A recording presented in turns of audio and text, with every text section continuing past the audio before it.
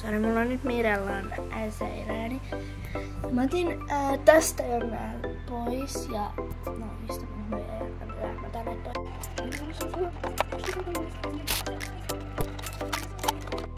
No niin, mä sain nyt noi kaikki nimilaput pois, niin nyt ei tuu Mirella biisi, sori. Sori, juomatauko. Muuten, onks tästä teidän mielestä paljon vai vähän koroja? Vau. Ja apua. Nonni. No onnes vaan yksi tippu. Mut siis... mä tein eilen illalla tällaisen. Kaikki hepatit ottaa pois.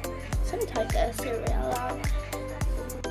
Mä tiedän, että jos Felix lähtis, niin ette varmaan seuraisi sitä apua tätä kanavaa.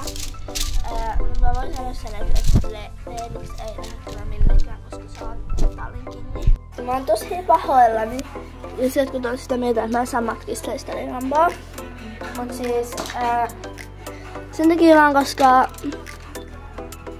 no, se on hyvä kiinni. Eikä mulla ole mitään Felixin tyyppistä heppaa. Apua.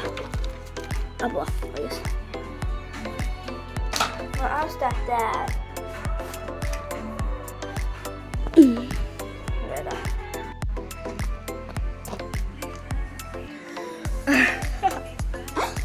Kun tähdenlentoon meillä on niin hassu leikki. Ja sitten Erika menee Felixillä vielä. Ja Roni Taklalla. Ja Peppiina myrsky. No, siis tähdenlento oli meillä lauantai ja perjantaina ja lauantaina yläkylässä. No tässä on Plompola. Mä en käytä tätä, joten se ei tuu. Ja nyt on mun lemppariluotethan.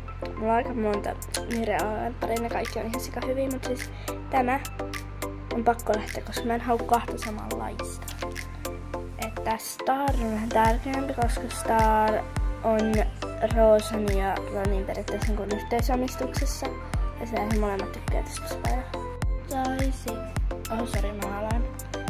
Nyt ois koskaan nähnyt mitään tällaista. Oh sori.